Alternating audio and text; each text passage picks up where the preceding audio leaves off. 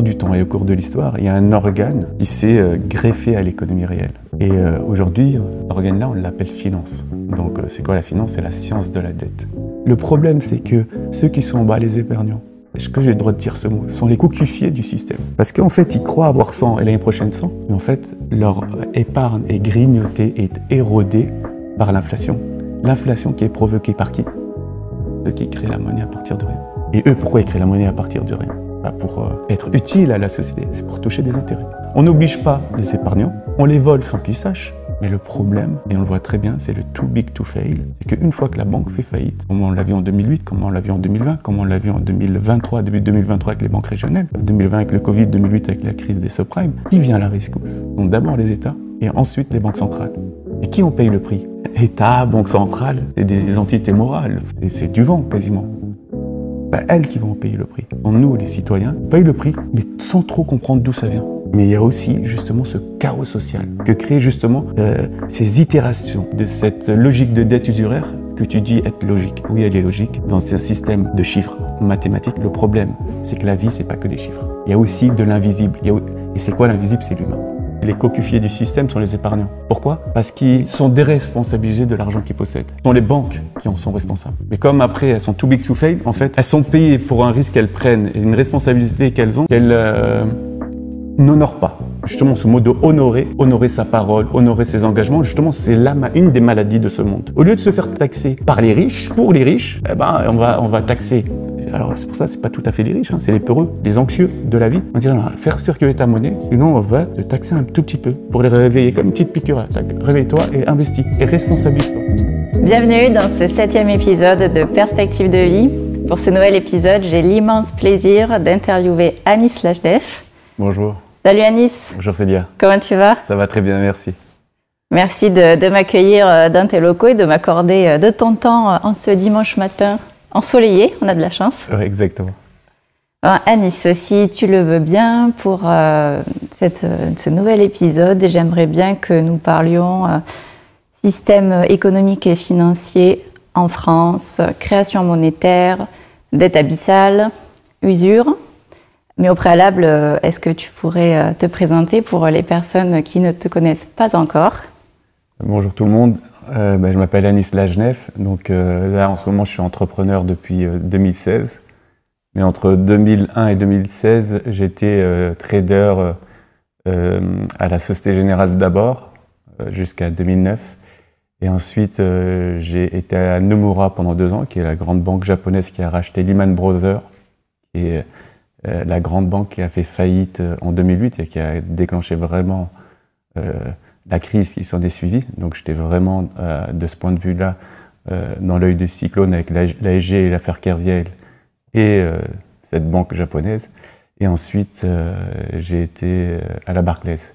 Donc, en même temps, j'ai eu des postes à responsabilité, notamment responsable du trading flux sur les dérivés. Et tu as quitté le trading et maintenant, qu'est-ce que tu fais aujourd'hui? De 2016, pendant quasiment 1 an, j'ai eu une année de césure où je me suis dit, avant de me lancer quelque part, je vais essayer d'avoir une réflexion. Donc je ne savais pas si ça allait être dans un hedge fund, ou si ça allait être dans les cryptos, parce qu'à l'époque, ça commençait à partir.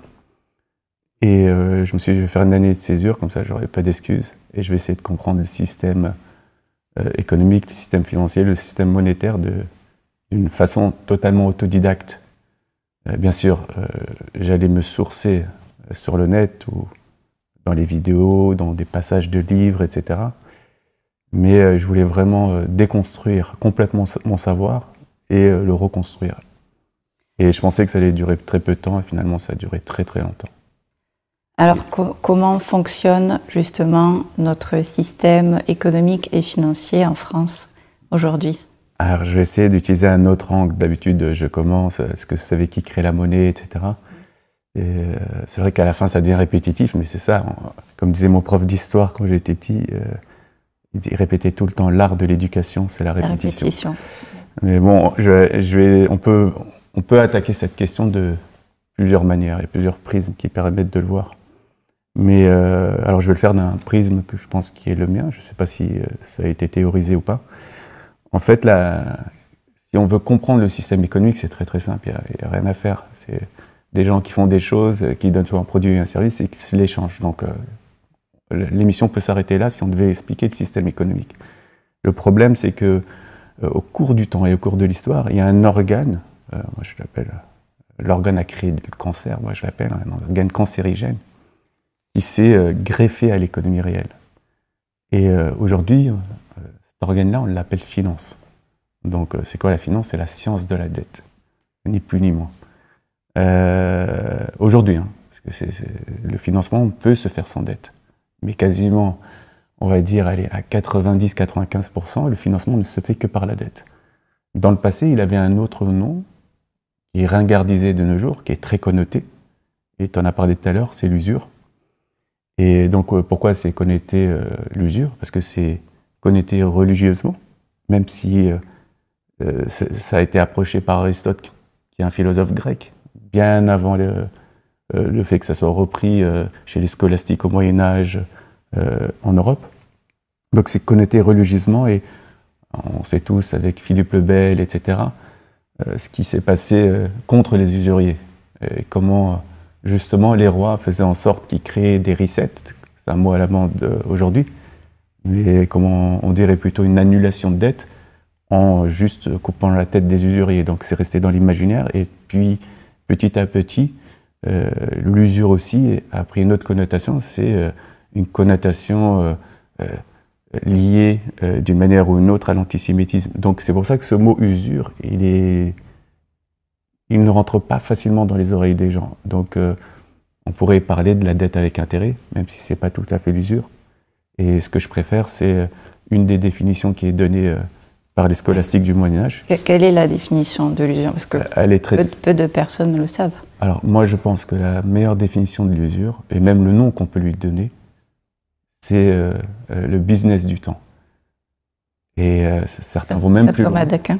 Voilà, Saint Thomas d'Aquin, et certains vont même plus loin, et dont notamment Saint Thomas d'Aquin, et c'était pas le seul à l'époque, qui parle du vol du temps.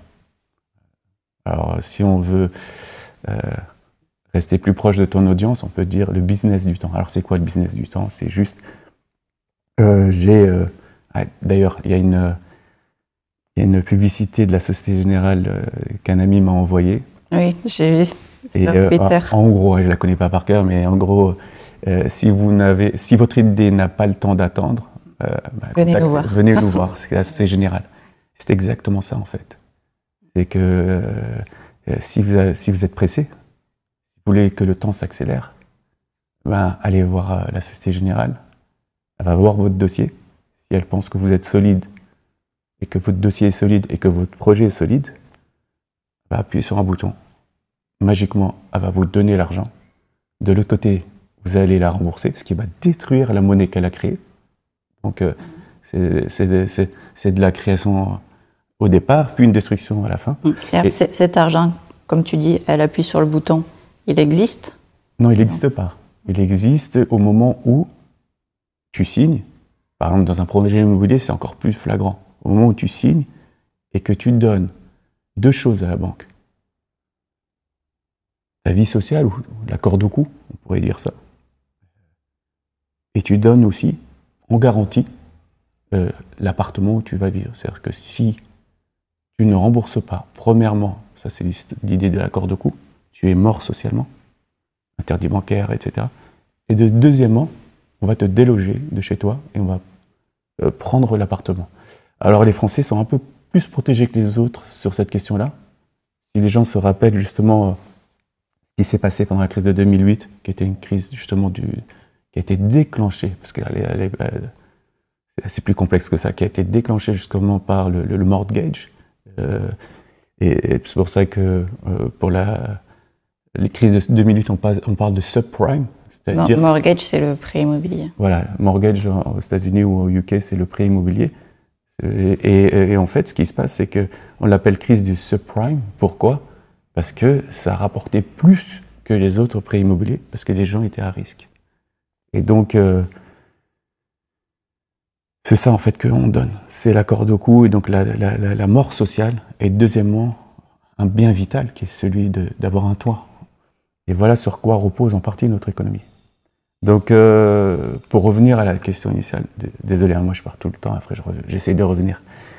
Donc, je ne vais pas justement attaquer la question de la monnaie par tout ce qu'on vient de dire. Je ne voulais pas, mais on l'a fait à la fin. Donc, on va partir d'un autre point de départ. C'est que la monnaie, elle n'est pas qu'une, elle est triple. Alors, l'économie, celle qui est vraiment attachée à l'économie réelle, c'est-à-dire tu crées quelque chose, tu produis quelque chose, tu construis quelque chose et que tu me le vends, eh ben ça va créer un échange. Et l'échange peut se faire à partir d'une monnaie. Et cette monnaie, ce que j'appellerais moi, personnellement, la monnaie flux. C'est la monnaie attachée à l'économie réelle. Et qu'est-ce que cette monnaie flux? C'est une monnaie qui circule. Chacun produit quelque chose pour la société. Et cette monnaie-là est incroyable, elle permet d'accélérer les échanges. Et c'est pour ça que, d'un point de vue économique, je pense que l'invention de la monnaie, du concept de monnaie, est juste révolutionnaire. Donc ça, c'est une facette de la monnaie. Mais la monnaie aussi... Et donc, comme la monnaie circule, elle crée de la richesse. Oui, elle crée de la valeur, justement. Plus la monnaie circule, ce qu'on appelle la vélocité de la monnaie, pour ceux qui veulent des termes un peu pédants. Plus la qui veulent la théorie. Voilà, plus la monnaie circule, et plus justement il y a de la richesse qui est créée. Un économiste dirait il y a du PIB qui est créé. Ok. Donc ça c'est la première facette de la monnaie. La deuxième facette de la monnaie, c'est ce que j'appellerais, et celle-là encore, elle est un peu moins perverse que la troisième. Perverse dans le sens économique et un peu moral aussi. C'est la monnaie épargne. Tout le monde a le droit d'épargner, pour avoir un coussin de sécurité. On n'est pas à l'abri d'être au chômage, d'avoir un pépin. C'est la vie en fait, elle est faite de ça. Et on peut avoir un petit coussin de sécurité. Okay, mais il y en a d'autres qui prolongent justement l'idée de cette monnaie épargne, parce qu'ils ont des projets. Un projet peut-être d'avoir un apport pour acheter un bien immobilier, un projet peut-être d'ouvrir un business, etc. Donc ces gens-là, en fait, constituent une épargne. Celle-là encore, elle est tout à fait légitime, même si ça peut un peu se discuter. La troisième couche de cette monnaie épargne, c'est celle qui me dérange le plus, moi, à titre personnel, c'est celle de l'accumulation excessive de richesses.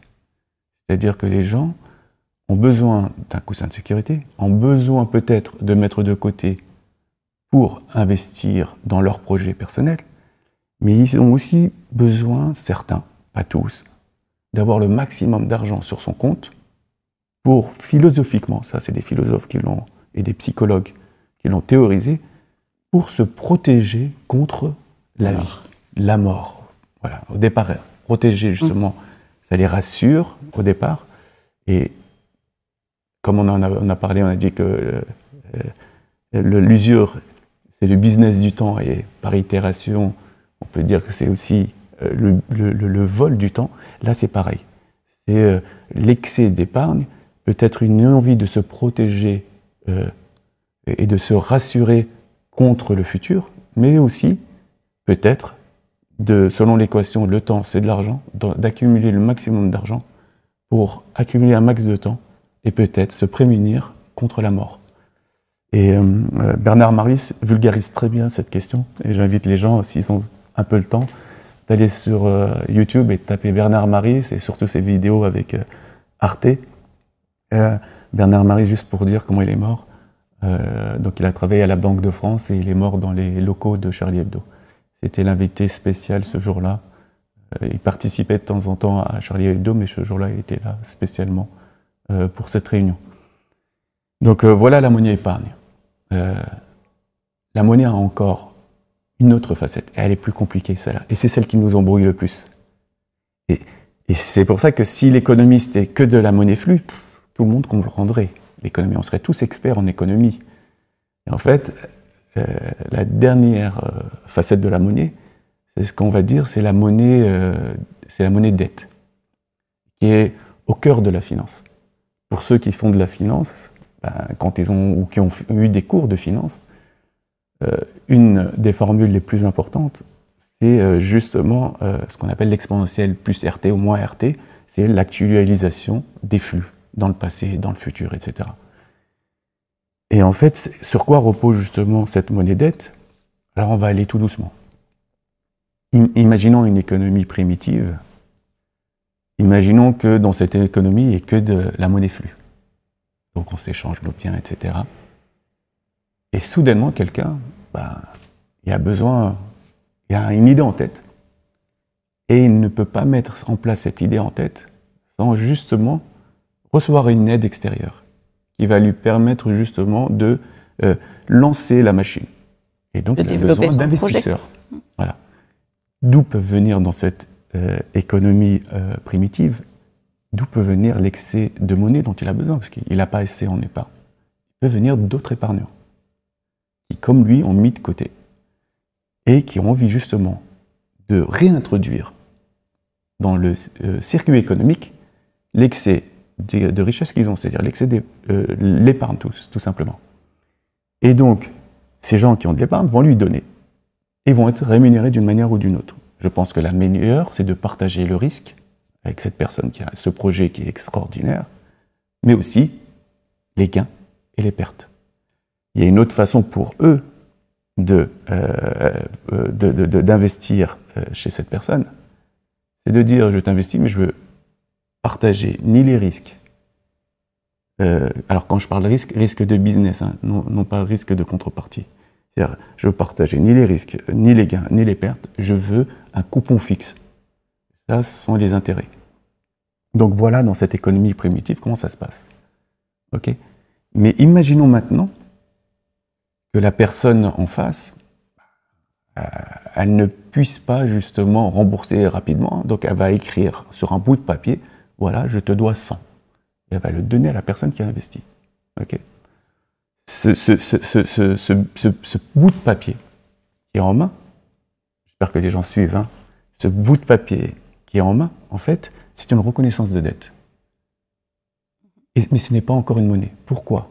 Si cette personne qui a ce bout de papier en main, elle trouve, je ne sais pas, une robe qui est très belle et qui veut l'acheter, elle vaut 100, cette personne ne peut pas encore aller voir cette personne et lui dire je te donne cette reconnaissance de dette du premier gars, en échange tu me donnes ta robe, t'inquiète pas, il va te rembourser. Pourquoi ?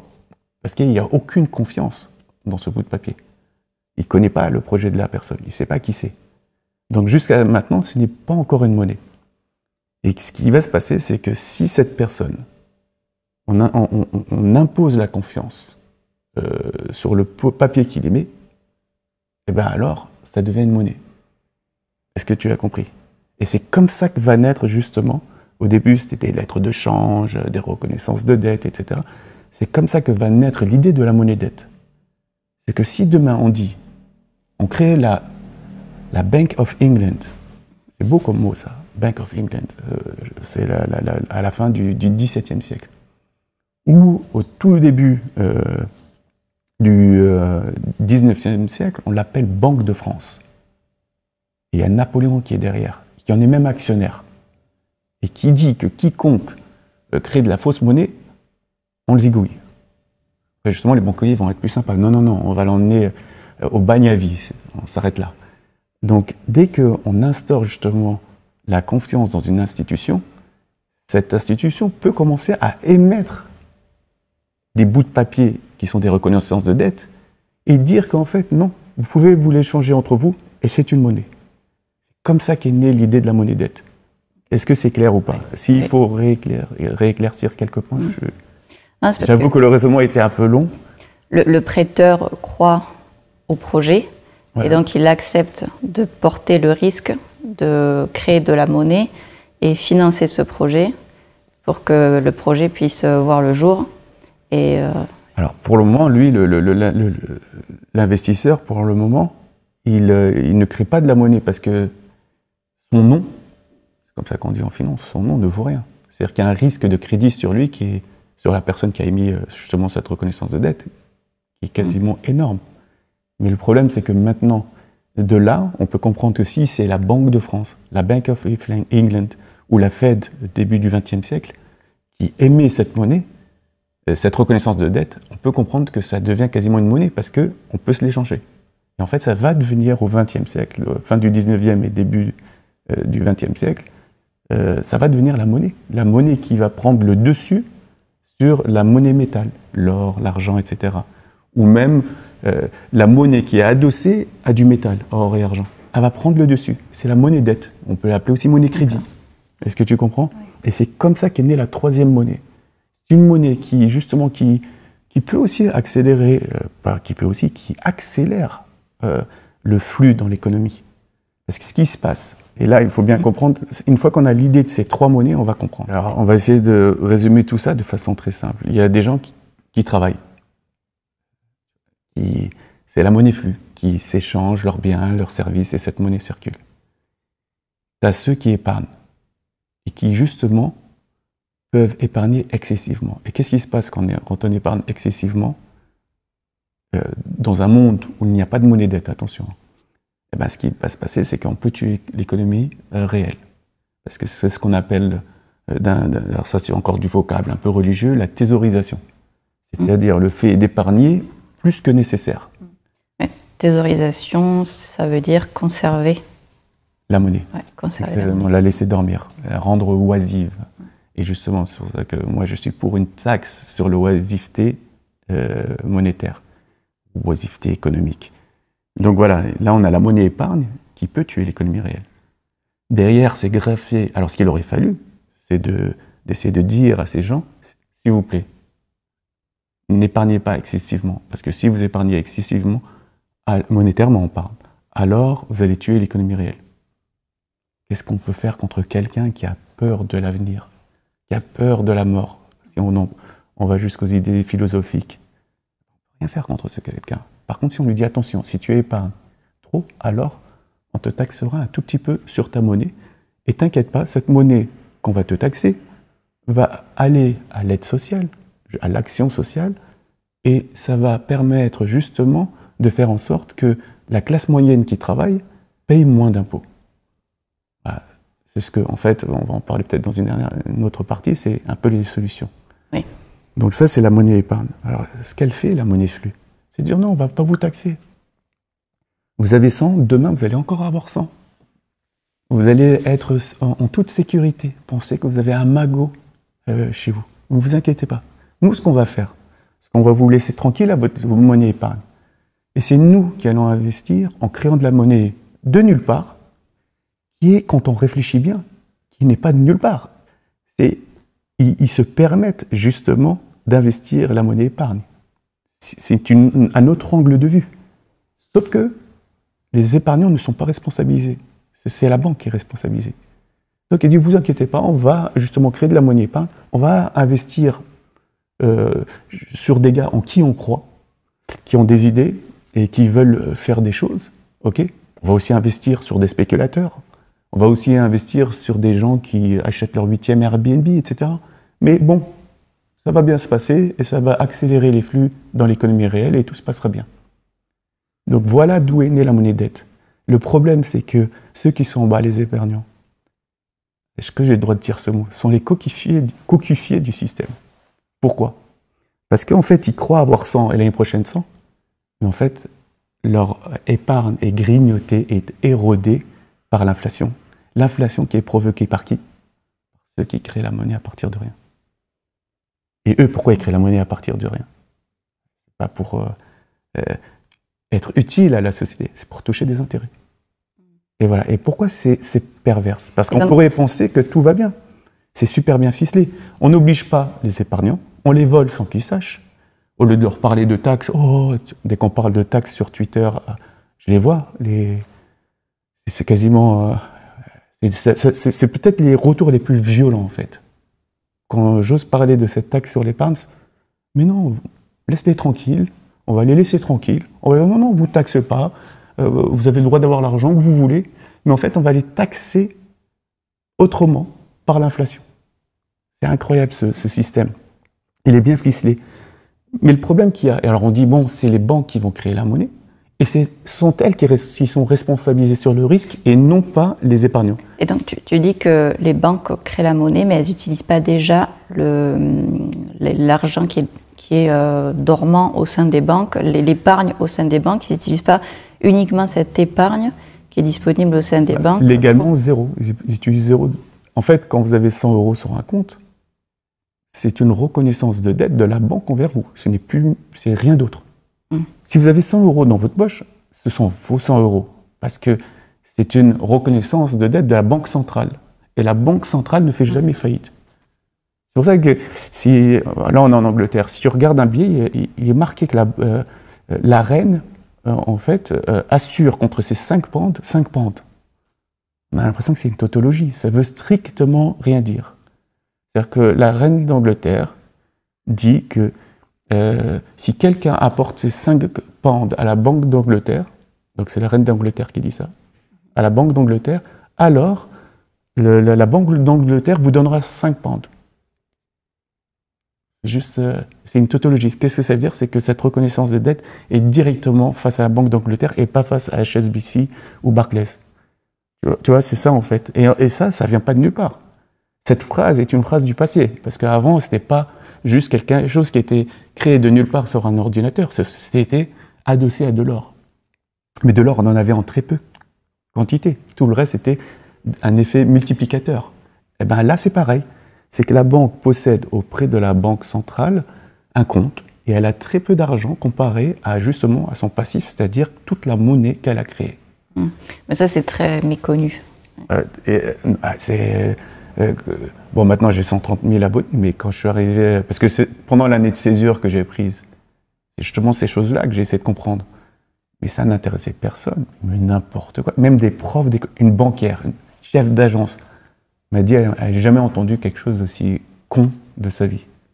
Elle est revenue 3-4 mois après, je pense, quelques recherches en privé, me dire je suis désolé. J'ai fait mes recherches, c'est incroyable. Je pense que dans ma banque, son agence, pardon, personne ne le sait.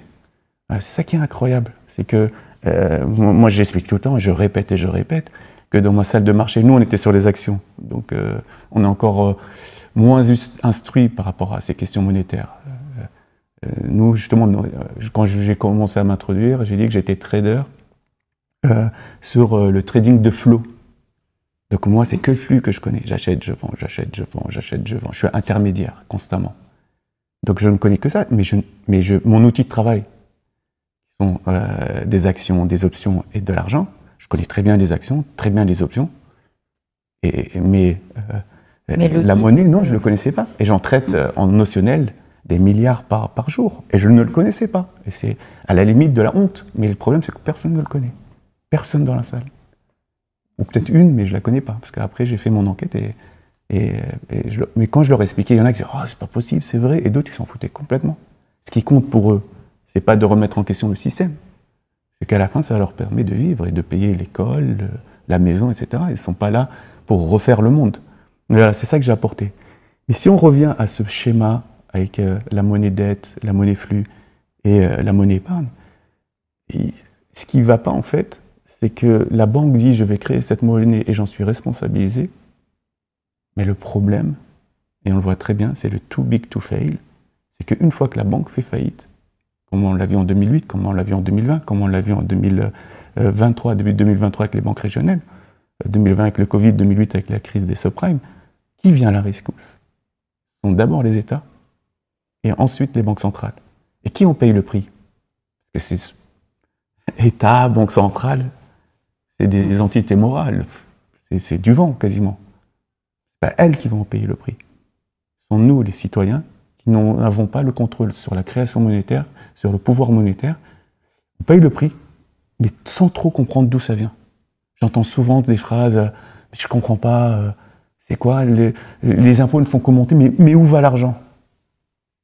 Cette question, je l'adore. À pousser, c'est de comprendre où va l'argent. Alors, en général, les réponses que j'ai, ça va, j'ai oublié son nom là, celui qui est président du Sénat avec une photo, on le voit avoir un déjeuner incroyable. Ça, c'est une poussière, c'est rien. Il ne va pas là, l'argent. Dans le gâchis, dans ceci, dans cela. Oui, c'est vrai, il y a du gâchis. Mais où va l'argent, justement? Il va à payer cette assurance gratuite aux banques et aux grandes multinationales. Quelqu'un qui est très malin l'a dit, Drahi, ou même Bernard Arnault, mais chacun l'a dit d'une façon différente.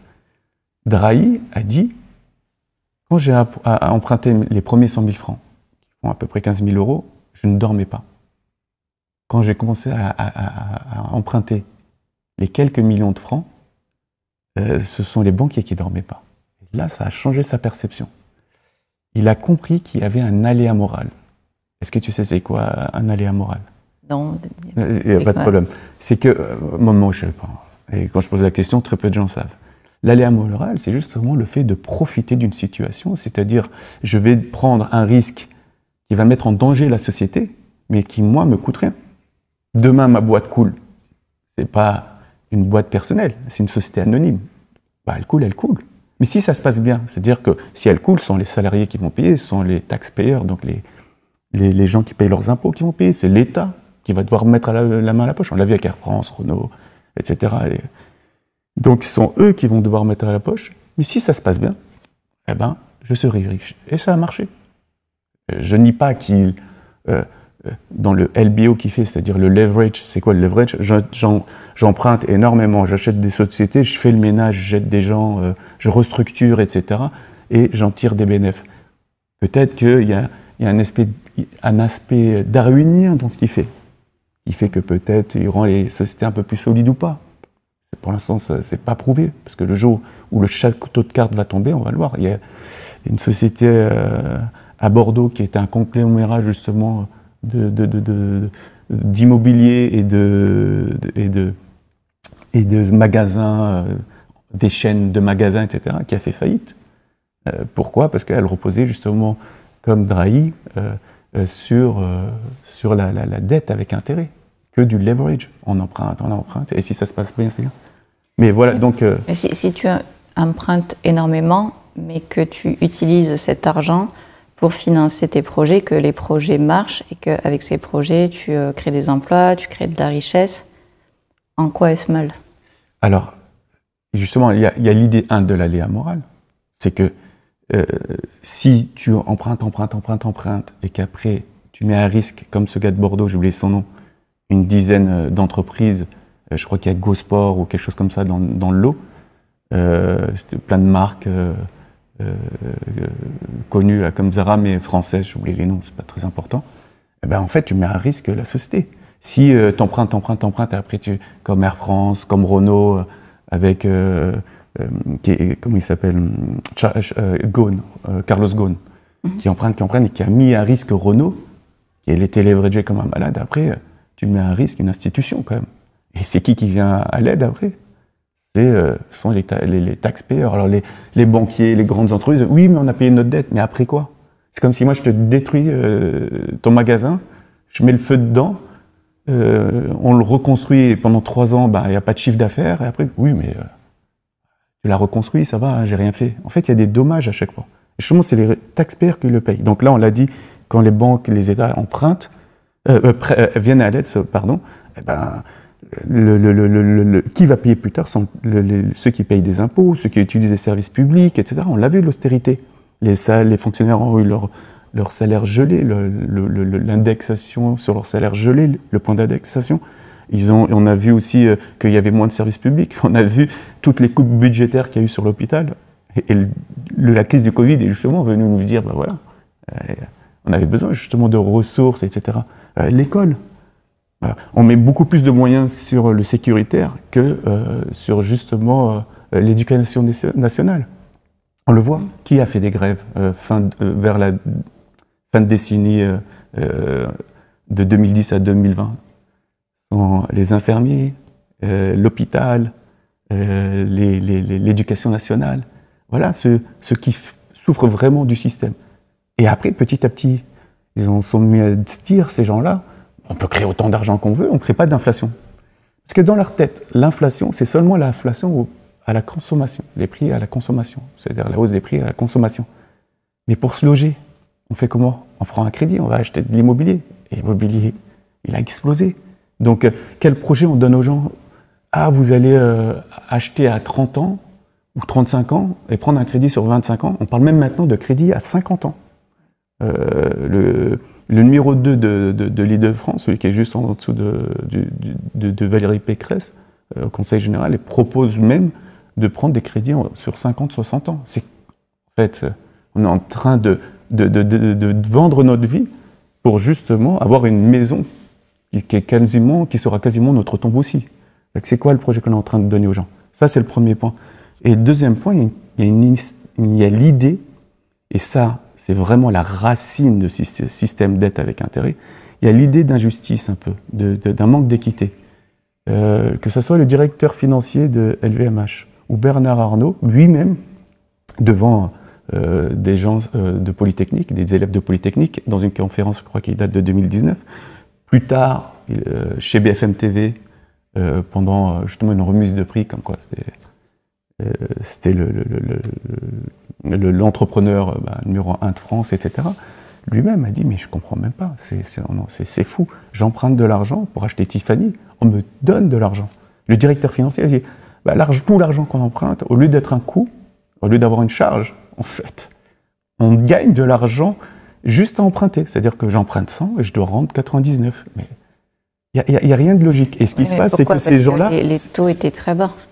Oui, mais la mère de famille, qui n'arrive pas à joindre les deux bouts, elle emprunte à 15%, à 18%. Celui qui a des AGO, pareil. Celui qui a un projet qui veut faire... un petit jeune qui veut faire... justement se lancer dans la vie, qui veut déjà, j'entends plein de jeunes, je dis oui, j'ai un projet, des fois tout bête, hein. J'ai envie d'acheter une camionnette et les premiers outils pour être plombier, et la banque ne veut pas me donner de l'argent. Donc tu dis qu'il y a une différence de traitement entre monsieur et madame tout le monde, qui est fondée sur quoi? Sur des statistiques. Alors ça peut être logique si on se place dans un certain référentiel. Pourquoi? Le petit jeune est beaucoup, beaucoup plus risqué aux yeux du banquier que Bernard Arnault. Pourquoi? Parce que Bernard Arnault, quand tu vas acheter Tiffany, en empruntant à moins 0,5, moins 1, lui, quand il va acheter Tiffany, il va acheter une vraie marque qui est là, qui va donner, qui est connue dans le monde entier, qui fait des super bijoux et qui va donner des dividendes. Mais le petit, on ne le connaît pas. On ne connaît pas sa vie, on ne sait pas qui c'est, il est risqué. Je préfère ne pas investir. Donc, tu vois, cette logique-là, en fait, elle peut brider des gens financièrement. Parce que quand tu empruntes des AGO à 15 ou du revolving à 15, ou si pour emprunter, justement, quand ce petit jeune, pour acheter tes outils de travail, tu t'empruntes à 4, 5, 6, bah, tu vois, il y a un écart de traitement. Mais il y a plus sournois encore. Et ça, je pense que les gens ont du mal à le comprendre, c'est que le banquier, petit à petit, il doit justement créer de la dette pour créer justement du gain. En fait, il n'a aucune vision sociale, aucun critère social. Il n'est pas là pour dire, mais cet enfant va, au lieu qu'il reste dans sa cité, dans son petit village, je vais l'aider, je vais croire en lui et je vais lui prêter cet argent-là. Non, il va se dire, non, moi, si je prête de l'argent à un petit jeune et qui fait faillite, je vais me faire virer et la banque va perdre de l'argent. Donc il y a Trucmuche qui arrive, oui, bonjour, j'en suis à mon 6e, 7e Airbnb, ça marche du feu de Dieu, regardez. On a vidé le centre-ville, on a foutu tout le monde en banlieue, et c'est devenu quasiment, je pense à Paris et le Marais, c'est quasiment devenu une ville-musée, ou à Florence, etc. Moi, je vais acheter mon 8e ou mon 9e Airbnb, et ça marche super bien. Lui, la capacité de crédit, parce que tout à l'heure on disait que les banques créent de la monnaie, mais elles ne créent pas à l'infini de la monnaie. Elles sont restreintes par leur capital, le petit bout qu'elles ont de côté, au cas où ça se passe mal. Ce petit bout, justement, il dit qu'on ne peut pas créer à l'infini de la monnaie, parce que si ça se passe mal, il faut qu'on ait un petit coussin de sécurité à sortir. Ils vont dire, ce qui va être donné comme aux agences ou sinon aux grands banquiers, là où je travaillais, c'est investissez sur du plus sûr, quitte à gagner beaucoup moins. Voilà, ça c'est des perversions. Par contre, tant qu'on emprunte, alors moi je suis contre l'emprunt, on va en parler peut-être après, je suis pour une autre façon justement de faire circuler la monnaie et de pousser justement l'épargnant à sortir son épargne et à le responsabiliser. Et non pas à laisser les banques faire, après pleurer et dire « Oh, à cause d'eux, mon épargne ne vaut plus rien, il n'y a plus 8% d'inflation, c'est vraiment, il faut aller les tuer. Tu comprends? Il y a une autre façon de faire, mais si on donne à un petit jeune la chance justement d'investir, et bien là, et qu'il investe, il emprunte des sommes raisonnables, ou une PME familiale qui emprunte des sommes raisonnables, là, dans ce système-là, je parle bien, là, oui, c'est des choses positives. Je comprends que tu te révoltes contre cette différence de traitement, mais est-ce que c'est tout de même pas logique que moins il y a de risques sur un projet, moins tu appliques un taux d'intérêt élevé, c'est-à-dire que voilà, le banquier voit que cette grosse compagnie a déjà prouvé par le passé, ça tourne bien, donc elle lui applique des taux d'intérêt plus bas et elle lui fournit plus d'argent que ce que tu dis à une personne, le petit commerçant qui veut ouvrir sa boutique. Il y a moins de risques, il y a moins de risques. Donc il y a quand même une certaine logique. C'est ce que je disais tout à l'heure, c'est très logique d'un point de vue statistique. Okay. C'est très très logique d'un point de vue purement financier, sur les flux financiers. Et tu vois, cette logique-là, c'est comme avec le Covid. Elle s'arrête aux chiffres. Elle s'arrête à un seul chiffre là, c'est le rendement. Ou même un peu plus compliqué que le rendement, c'est en gros le rendement divisé par le risque. Ok ? Qui est dans mon milieu à moi, c'est le Sharpe ratio. Donc, elle s'arrête aux chiffres. Comme pendant le Covid, oui, combien il y a de nouveaux cas? On a pris 3 chiffres quasiment. On a eu combien il y a de nouveaux cas? Combien il y a de morts? Combien il y a de ceci? On a pris 3-4 chiffres pour essayer de s'expliquer le monde. Mais derrière, il y a des êtres humains. Il n'y a pas que des chiffres. La souffrance qu'il y a eu au sein des familles, au sein des gens, qui a été cloîtrée, etc. Et là, on en paye un peu les conséquences. Même au niveau des cellules familiales. Eh ben, ça, personne ne l'a vu. Faire en sorte que des enfants en bas âge voient strictement tout le temps des gens sans voir leur regard, leur sourire, tu vois. Et je pense que cette génération-là du Covid, ceux qui sont nés en 2018-2019, quand ils vont grandir, je ne sais pas ce qui va se passer. Et donc, c'est qu'on s'arrête aux chiffres. Et dans cette logique-là, c'est tout à fait statistiquement, c'est vrai. C'est que, qu'est-ce que va faire le banquier, grosso modo? Il va faire une classification, c'est pour ça que ça me fait rire quand Karl Marx parle de lutte des classes. Je me demande même si la lutte des classes n'est pas justement dans cette création du système usuraire qui a commencé au Moyen-Âge, qui a suivi après les idées de Calvin et qui a continué avec les créations des banques nationales. Donc,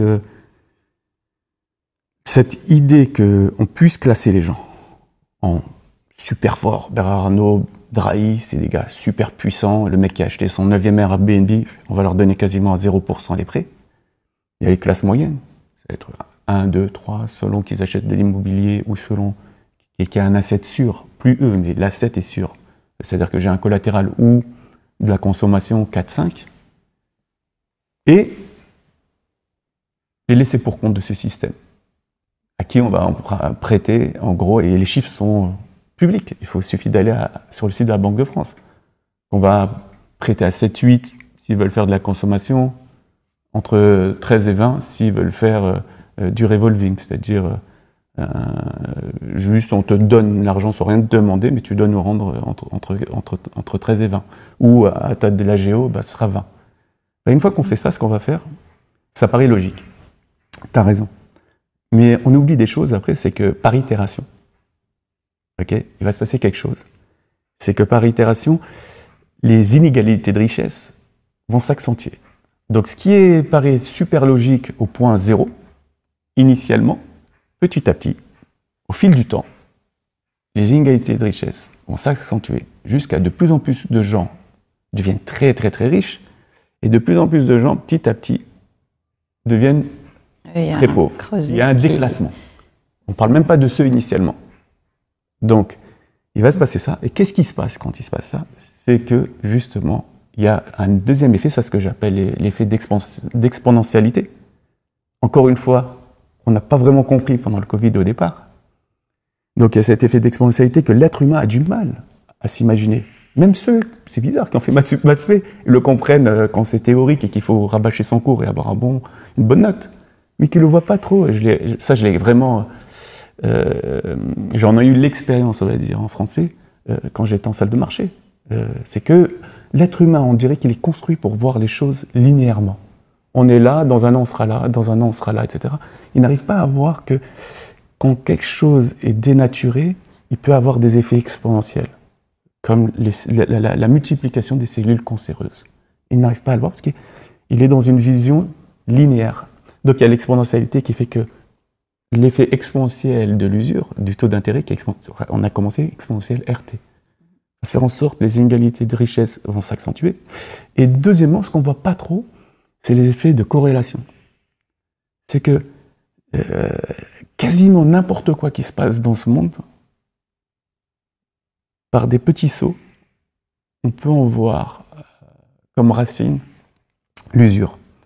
Et alors, ce matin, je ne sais pas pourquoi, je suis tombé par hasard sur une citation de Jean Jaurès, qui disait que le capitalisme porte en lui la guerre, comme la nuée porte en elle l'orage. Okay, c'est quelqu'un, justement, qui est venu après Marx, c'est quelqu'un qui est du début du XXe siècle. On sait ce qui s'en est suivi, il était contre la Première Guerre mondiale, parce qu'il disait c'est une bataille entre industriels, aujourd'hui on dirait entre financiers, entre grands riches, des grandes fortunes, et qui va mourir, on va les chauffer avec du nationalisme, etc. Ça va être le peuple qui va se massacrer. Et on va avoir 15 millions de morts à cette guerre-là. Ça continue après avec la crise de 29, la montée des autoritarismes ou des dictatures ou des tyrannies. Et à la fin, ça termine avec la Deuxième Guerre mondiale, 50 millions de morts. Et si on compte dans la Première Guerre mondiale la grippe espagnole, qui était le fait de soldats fatigués, qui ont ramené avec eux le virus et qui l'ont répandu dans le monde à la fin, justement, parce que la grippe espagnole, c'est 2018, 19, 20. Donc, c'est juste après la guerre. Là, le chiffre augmente encore plus. Donc, tu vois, on ne voit pas les effets de corrélation. Aujourd'hui, je dirais que l'usure, pour dire aujourd'hui, porte en elle le chaos, comme la nuée porte en elle l'orage. C'est que, tu vois ce que tu as dit tout à l'heure, est-ce que c'est pas bien que si je devais avoir une image de ça, moi, c'est comme si on crée du business sur du business, des vagues sur des vagues, etc. Et que on est là, on croit qu'on fait bien et qu'on fait le bien, et qu'en vérité, on est guidé par aucune lumière. Et qu'à partir du moment où juste il y a un grain de sel qui arrive, par exemple, pour la Première Guerre mondiale, c'est la mort à Sarajevo du prince de l'Empire austro-hongrois. En fait, ça, c'est rien, c'est une étincelle. Je ne sais pas si demain, la France explose à cause justement de la bavure policière qu'on a connue cette semaine. On le voit très bien. Au bout il y a eu une colère légitime au départ. Il fallait canaliser. Qu'est-ce qui s'est passé? Très rapidement, c'est devenu quasiment des émeutes pour voler du matériel, avoir des Nike, voler des Yamaha et détruire le matériel. Il y a une envie chez ces gens-là de détruire le matériel. Et en fait, ce qui se passe, donc, dans le passé, c'était des guerres, etc.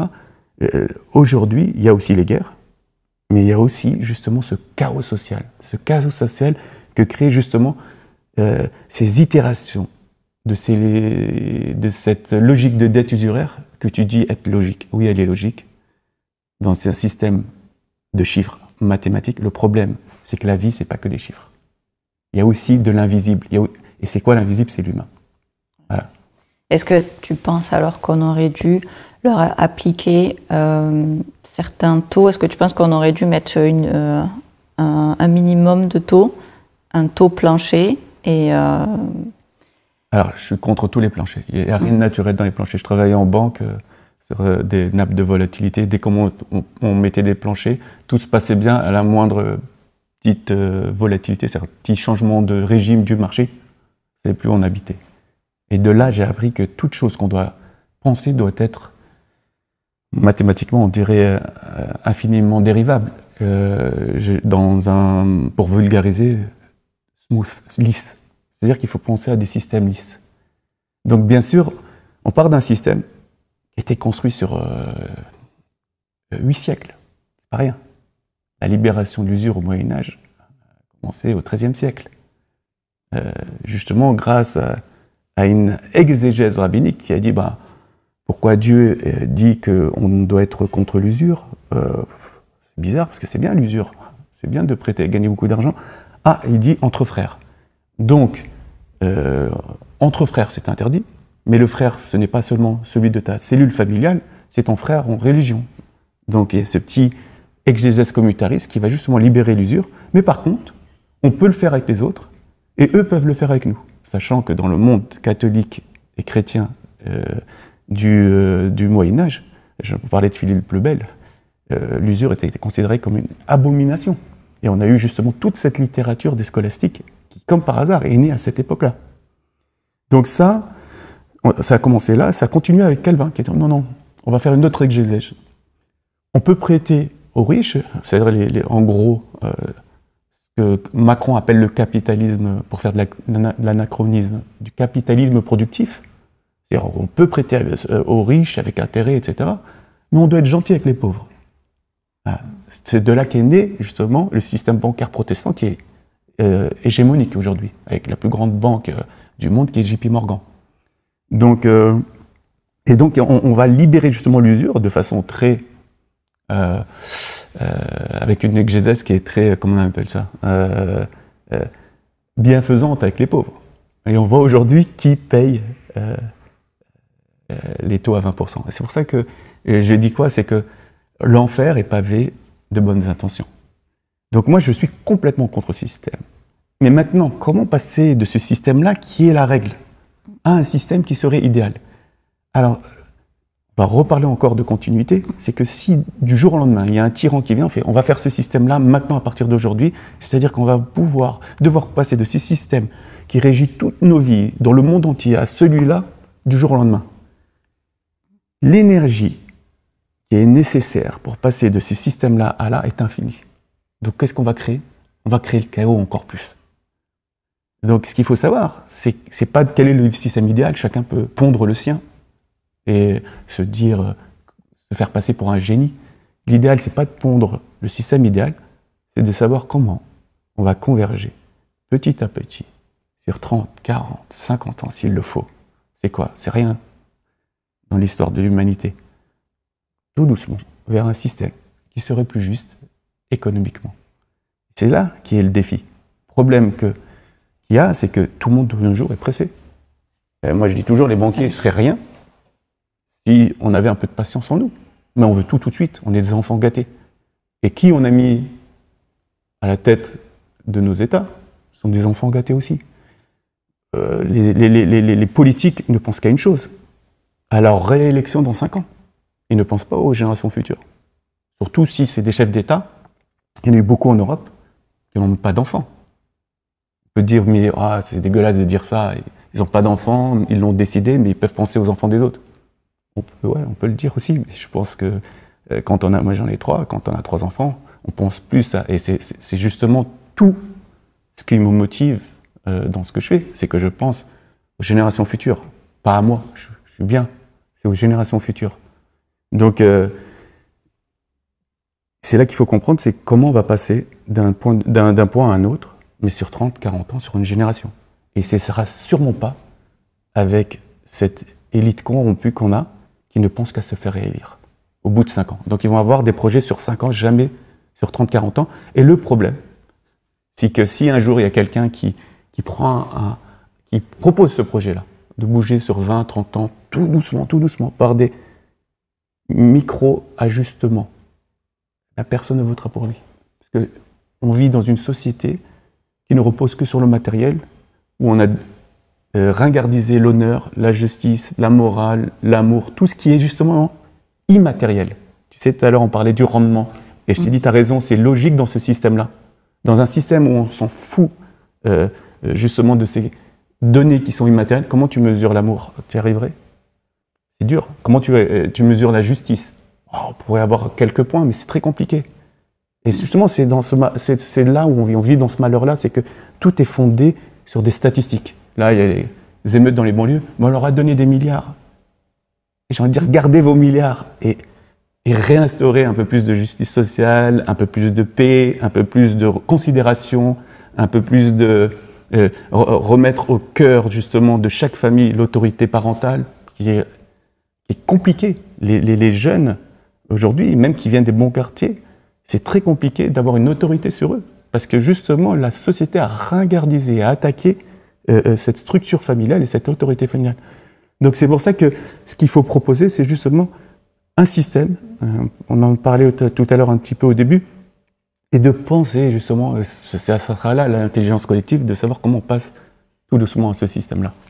Ouais, tu penses que ce qui serait idéal, ce serait de ne pas financer un projet contre une rémunération?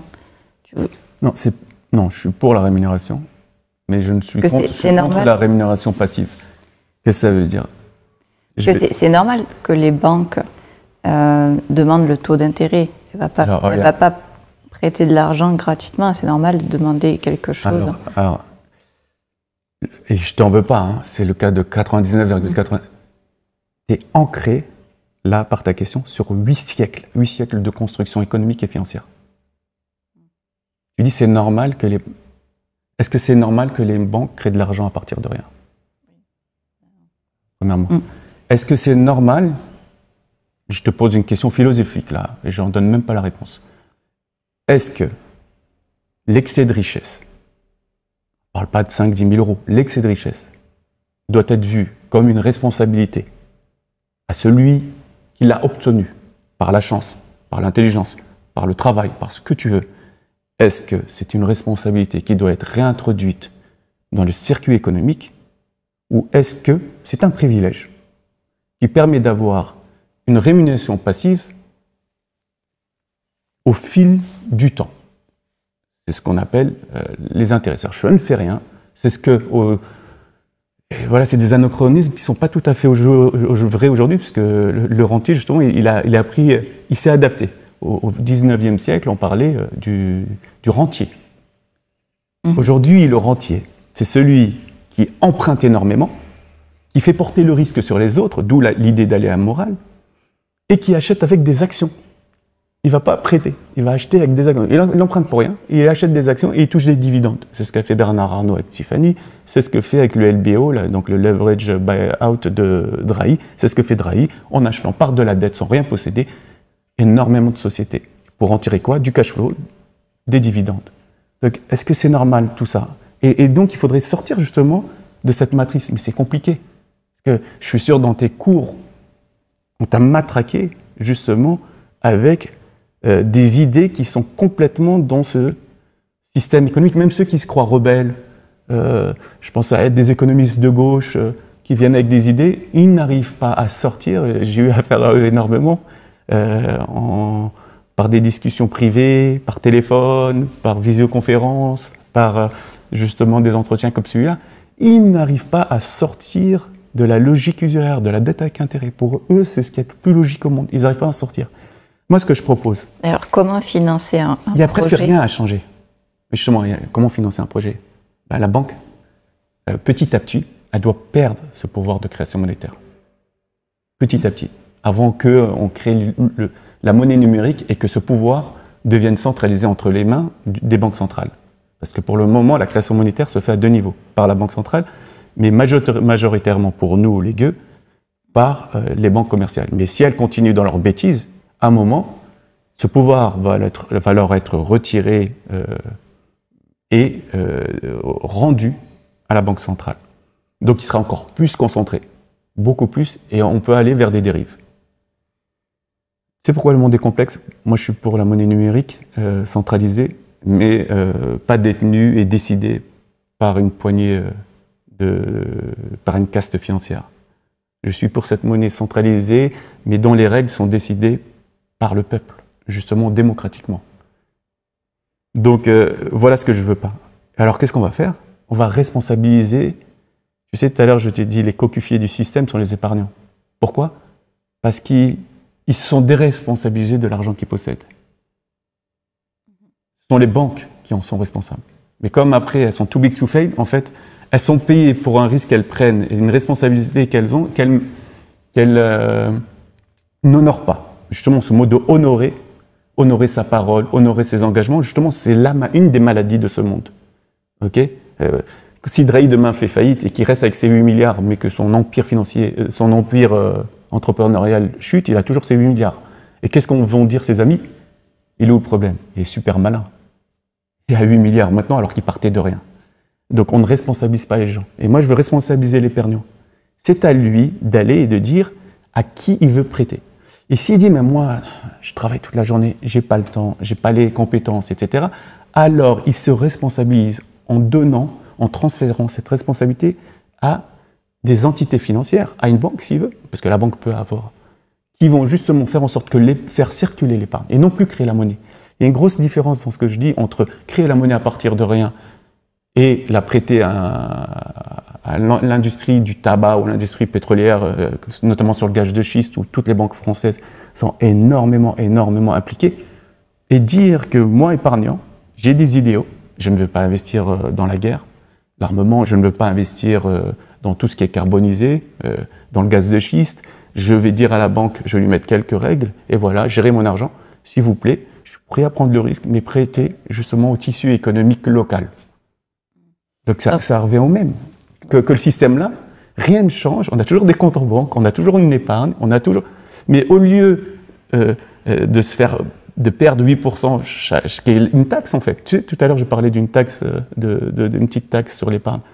L'inflation est une taxe sur les épargnants et sur les pauvres. Au lieu de se faire taxer par les riches, pour les riches, eh ben, on va taxer ceux qui ont... Alors c'est pour ça, c'est pas tout à fait les riches, hein, c'est les peureux, les anxieux de la vie. On dirait, faire circuler ta monnaie, sinon on va te taxer un tout petit peu pour les réveiller comme une petite piqûre. Réveille-toi et investis et responsabilise-toi. Donc tu vois, ça ne change pas grand-chose au système dans lequel on est. Juste, il y a un petit transfert de responsabilité et de pouvoir.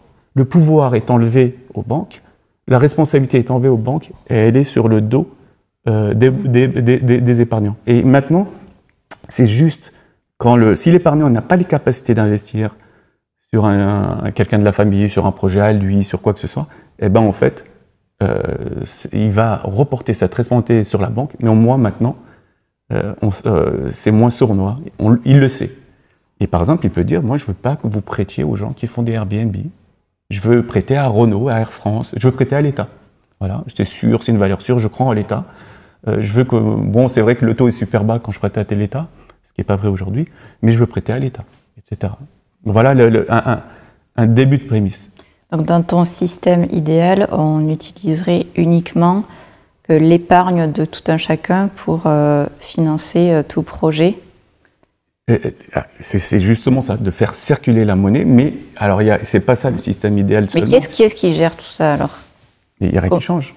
Il n'y a rien qui change, que petit à petit on va dire aux banques, vous savez quoi? Chaque année, vous avez de moins en moins le droit de créer de la monnaie. On ne va pas le faire du jour au lendemain. Chaque année, par exemple, on va leur dire, vous pouvez financer que le logement principal. D'ailleurs, s'ils font ça, j'aimerais bien voir ce qu'ont faire les prix. Vous pouvez financer que, au début, les projets immobiliers nouveaux, l'immobilier neuf, et non pas du locatif ancien. Tu vois, le locatif ancien, il y a plein de gens qui attendent justement d'avoir ce droit d'acheter le locatif ancien. Voilà, ça, c'est des petites idées qu'on peut apporter au départ. C'est ce que je disais tout à l'heure, ça va être collectif. C'est pas moi qui vais tout dire, toutes les étapes. C'est aux gens. Mais au final, ce qu'il faut dire aussi, c'est que la création monétaire, donc si on fait ça, petit à petit, les banques vont perdre leur droit de création monétaire. Les épargnants sont eux qui doivent investir, mais il y a deux choses qu'il faut faire. Premièrement, il faut inciter les épargnants à prêter, à sortir leur argent, à son déresponsabilité. Donc, comment le faire? C'est qu'au lieu d'une inflation à 8% qui détruit leur pouvoir d'achat, leur pouvoir monétaire de 8%, on va leur dire, là, nous, on n'est pas des menteurs, on ne vous cache rien. Vous allez avoir une taxe chaque jour qui passe en dehors du week-end d'1 centime tous les 100 €. Ça fait, et avec un coussin de sécurité, ça fait que dalle. Et est-ce que contraindre les épargnants à utiliser leur épargne, ce n'est pas une atteinte à la liberté? Est-ce que, je vais te poser la même question, est-ce que faire perdre aux épargnants, selon les pays, entre 6 et 15%, ou voire en Turquie 60%, est-ce que ce n'est pas une atteinte à la liberté? Oui. Est-ce que Et puis ça ne s'arrête pas là. Parce que l'inflation est plus sournoise que cette taxe. Cette taxe, est-ce que faire en sorte de geler ou d'augmenter légèrement l'indice salarial, on l'a entendu, Christine Lagarde, la Bank of England, s'il vous plaît, n'augmentez pas les salaires, sinon on va rentrer dans une boucle prix-salaire, etc. Est-ce que ça, c'est pas une atteinte justement à la justice sociale? Le fait que le gars qui travaille, il ne perd pas de son pouvoir d'achat. Tu comprends? C'est que à la fin, tout se discute et c'est que la recherche que toi et moi, on doit avoir, elle est unique. La justice. Peut-être parce que les personnes ne sont pas au courant que l'inflation rogne leur épargne. Ouais, exactement. Et quand tu dis je vous prends 2,6% et pas plus, 1 centime sur 100 € tous les jours de la semaine, c'est-à-dire quelqu'un qui a 100 000 € va être, parce que si on prend le coussin de sécurité, va payer peut-être 2 500 € de taxes. C'est toujours moins que 8% d'inflation. Et ce qui est plus beau encore, c'est que cet argent ne va pas aux riches, il va aux pauvres. Et s'il va aux pauvres, à l'action sociale, toutes les classes moyennes, tous les travailleurs vont payer moins d'impôts. Parce que ce dont je parle là, les 2,6%, si on regarde aujourd'hui la masse monétaire, ça fait à peu près 50-60 milliards. Voire même 70 milliards. C'est énorme. 70 milliards sur un budget de l'État, c'est 25%. Donc, et tu penses que moi je ne suis pas très étatique, tu vois, ça veut dire que l'État va nous laisser souffler un peu d'un quart du budget. Et surtout que les gens pensent que ce sont eux qui vont payer le plus gros de cette taxe-là.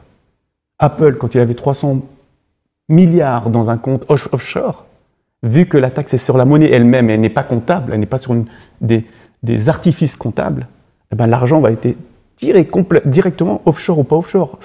Où que soit ton argent, on le retrouvera, parce que s'il est, il est numérique quasiment comme maintenant à 99%, je ne parle pas d'une monnaie centrale, là, numérique, mais juste, c'est que c'est dématérialisé l'argent aujourd'hui à 99%, eh ben, il va être, quelqu'un comme Apple payerait quasiment 7-8 milliards. Ce sont eux qui paieront, et non pas les petites gens.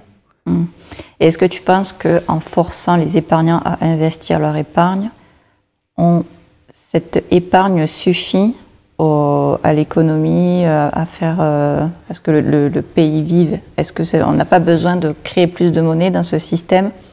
La monnaie actuelle en place suffirait amplement à la survie du pays? Je vais te répondre par deux choses, et c'est une très bonne question. Alors, j'invite les gens, parce que là, on discute, etc., mais tout ce que je dis là, en fait, est documenté. Je n'ai pas mis à jour, je le mets de temps en temps à jour, c'est l'antidote au chaos. Si vous tapez Anis Lagenef, l'antidote au chaos, vous le trouverez. J'ai un blog sur Mediapart, et il est épinglé sur mon compte Twitter. Je ne fais pas du tout de la publicité, hein, c'est juste pour que... Il fait 30 pages, donc... ce qu'on est en train de raconter, on peut pas aller dans le détail sur les 30 pages. On peut pas faire une interview de 5 heures. Ouais, de 5 heures. Et justement, c'est ça, je te disais au départ, le sujet est très complexe. Et on parlait en 2 minutes, c'est compliqué. Mais pour revenir à ta question, l'être humain, il a besoin, justement, pas tous, mais nombreux, ont besoin d'avoir cette idée de progresser. Le problème, c'est que si la masse monétaire est fermée et que les banques créent plus d'argent, ce qui va se passer, c'est que vu qu'on progresse, et que démographiquement, c'est peut-être pas vrai dans le futur, mais si les choses étaient normales, on progresse aussi. Il faudrait marquer comme dans le marbre, comme dit Milton Friedman, justement, c'est quand j'ai exposé mon système à un économiste de la Sorbonne, elle m'a dit, cette idée, c'est Gisèle qui l'a eue, celle de la fonte, cette idée de création monétaire de 3%, moi je dis 2,6 aussi, pour... c'est avec Gisèle, de 3%, elle m'a dit que ça c'est Milton Friedman qui l'a dit, etc. En fait, il faudrait permettre justement une création monétaire de 3% qui permet justement d'avoir cette idée que les prix, à cause du progrès, ne baissent pas. Parce que ce qui va se passer, c'est que si on laisse figer la masse monétaire, avec le progrès, l'augmentation des capacités de production, etc., ça veut dire tout ce qui est... innovation productive, etc., ce qui va se passer, c'est que petit à petit, les prix vont baisser, mais aussi les salaires. Il y aura.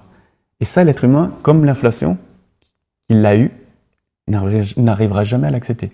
Si je dis à quelqu'un, tu vas toucher moins l'année prochaine, mais t'inquiète pas, ton pouvoir d'achat, est plus fort, il ne l'acceptera pas. Il a besoin justement de voir son salaire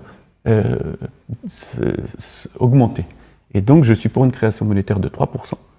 Et c'est après... Pourquoi 3%? En moyenne, c'est une... alors, c'est à discuter, mais en moyenne, c'est une croissance qui est soutenable. Très peu de gens ne font pas le lien entre accélération du temps, accélération justement, quand on regarde quelles sont les matières premières, comment elles sont utilisées depuis à peu près 50 ans, depuis le nouveau cycle usuraire, quasiment tout est de nature exponentielle.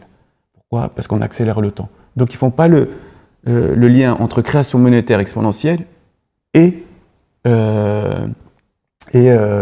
justement création monétaire exponentielle justement et consommation ou le consumérisme est exponentiel. C'est-à-dire, donc ça j'en veux aux écologistes, c'est le premier point qu'ils devraient voir. Et donc l'idée c'est de créer une croissance linéaire de 3% de la masse monétaire et de le donner justement, cette création de 3% chaque année, de le donner à qui? C'est à nous de décider. Est-ce qu'on en fait un dividende social? On se le partage équitablement? Est-ce qu'on le donne un peu plus aux plus pauvres et un peu moins aux plus riches? Ou est-ce que, moi je pense que c'est la solution préférée, tellement l'État nous ponctionne en impôts, c'est de le donner aux régaliens, c'est-à-dire de le donner aux dépenses régaliennes, c'est-à-dire la sécurité, service public. Le service public, mais pas l'action sociale, parce que l'action sociale, on a dit. Donc ça fait 2 fois 70 milliards en gros, qui est quasiment la moitié du budget de l'État. Et sans compter que dans le budget de l'État, il y a la charge de la dette qui est en train d'exploser. Elle est passée de 35 à 50, 60 cette année et 90 pour l'année prochaine. 90 qui est un tiers quasiment, un tiers du budget de l'État.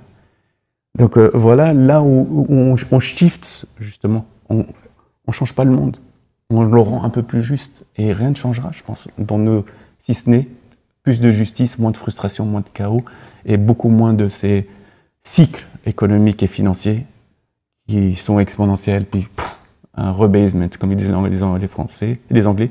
Rebasement, c'est on rebase, c'est-à-dire qu'on chute violemment et on repart. Ce que les complotistes appellent Great Reset. Moi, je vais utiliser ce mot de réinitialisation sans connaître ce mot de Great Reset, ce qui est incroyable. Alors qu'il commençait à tourner, il y a peut-être quand j'ai commencé en 2007. Je ne l'ai jamais vu. Parce que c'est ça ce qui se passe. C'est une remise des compteurs à zéro. On revient encore à... lui, il a dit le capitalisme, moi je dis la finance. Porte en elle la guerre, comme la nuit porte en elle l'orage. Les problèmes s'accumulent, s'accumulent, s'accumulent, s'accumulent, jusqu'à un nez trop. Et ça explose, il y a l'orage. Et ben ça, c'est violent. C'est très violent, l'orage. Et ce qu'il faut, c'est que justement, on n'arrive pas à ces situations de cycle où on monte, de façon exponentielle, on descend, on monte, on descend. Et je pense qu'on est en train de vivre, si on n'a pas l'intelligence de l'éviter, une fin de cycle usuraire qui a commencé pour moi en 1945, le dernier cycle, qui risque d'être très violent. T'as vu, c'est positif comme conclusion. Ouais. Moi, je te propose qu'on termine là-dessus. Merci beaucoup, Anis, pour ta vision. Très intéressant. Merci à toi. Merci, Anis. Merci beaucoup.